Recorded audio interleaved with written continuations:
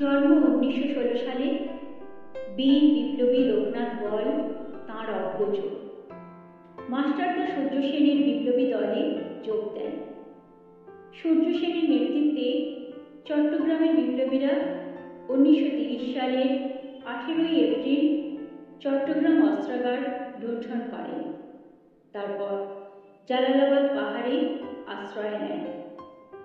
4টে দিন পাহাড়েই কেটেছিল বিপ্লবীদের। খাবারও তেমন জোটেনি। একদিন একটি তরমুজ সংগ্রহ করে আনা হয়। সকলের জন্য 1 পিস বরাদ্দ করে তরমুজ কাটা হলো। কিন্তু তরমুজ বণ্টনের সময় দেখা গেল 1 পিস তরমুজ কম।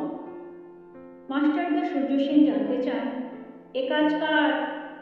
অকুতোভয় টেগরা এগিয়ে এসে বলে, প্রচণ্ড খিদে পেয়েছিল, তাই 1 পিস তরমুজ বেশি খেয়েছি।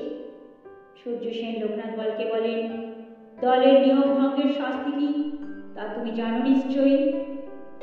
তৎক্ষণাৎ লোকনাথ বল হাতে রাইফেল তুলে নিয়ে টেগরার দিকে তাক করেন। সূর্য সেন লোকনাথ বলের হাত চেপে ধরেন এবং টেগরাকে বলেন, আর কখনো নিয়ম ভেঙো না, তোমার দাদার থেকে শিক্ষা নাও।